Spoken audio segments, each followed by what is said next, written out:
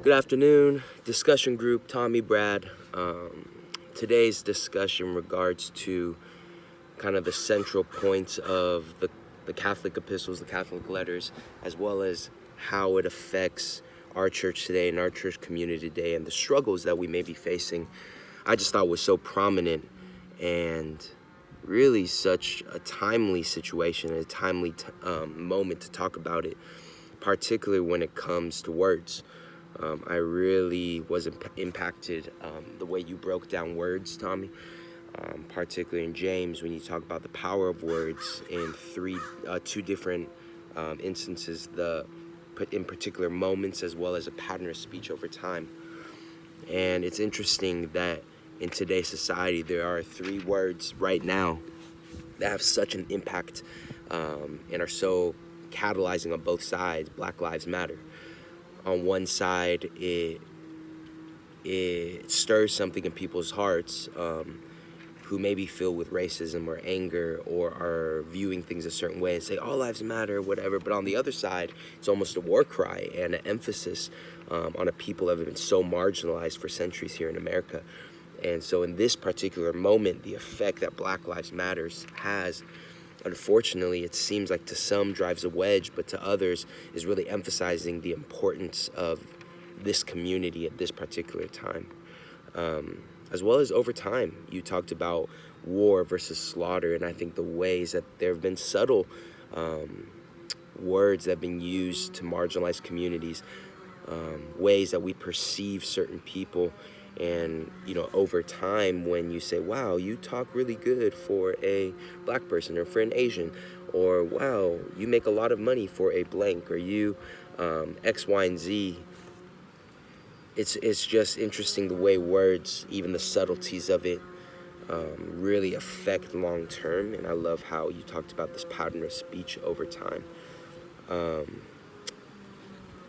I want to even touch on James 4 when you talk about the rich, and you kind of alluded to the prosperity gospel. And, something that you said, James was not for the prosperity gospel. I definitely agree, because when we're talking about the rich, I really felt this thing where, in James, let me pull this up, in James 4, it says, you ask and do not receive because you ask amiss, that you spend it on your own pleasures. And so I definitely think that James is definitely calling people to trust in God, right? And not themselves and ask for treasures for themselves. But when I was reading it, I didn't necessarily feel like there was a word against prosperity as far as a Christian being wealthy, but really how they've obtained their wealth, right? It talks about, rich oppressors. In chapter 5, verse 4, it says, the wages of the laborers who mowed your fields, which you kept back by fraud, cry out. And so you mentioned, undocumented immigrants that are getting paid below minimum wage, factory workers in China. So I definitely feel like James pointing that out, that abundance that comes from exploitation is wrong, and James is calling that out, but not necessarily against a Christian or a man of God or a woman of God being wealthy. But in 5, when we begin to talk about speaking healing over a person, and how that can affect how words can bring healing and restoration or can continue to drive a wedge. You said sin is not a legal debt before God, but a manifold debt within a community is not just a legal debt. That someone carries materially from the past with emotional and relational dimension. Sowing today's seeds will be reaped tomorrow. And it really kind of, especially in the time we're living, it really made me think about, the sin of racism, right? And the way that the sin of racism has affected the distortion of Black America by whites and other minorities, but also the effects of racism that it's had on the Black community. So on both sides, right? One person's sin, you were saying, was a contagion affecting everyone. One man's sin of racism not only affects the targeted community, the Black community, but then also affects him, right? And the sin that he then passes on to future generations.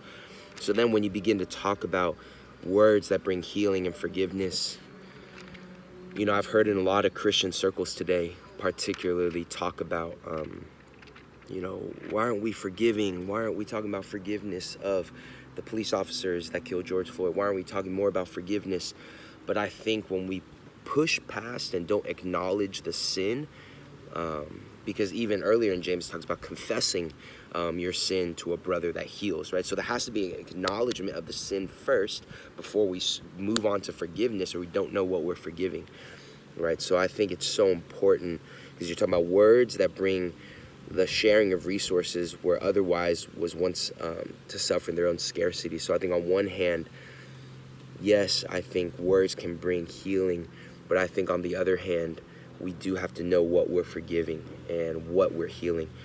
And lastly, I'll land the plane here. It says, in regards to the words sharing resources, I think even the words of privilege, sharing privilege, me as an Asian American, I have a certain privilege that maybe Latinos and blacks don't here in America. So what does it look like to share my privilege and use my words to help communities, and stopping the cycle of sin and death with words of restoration?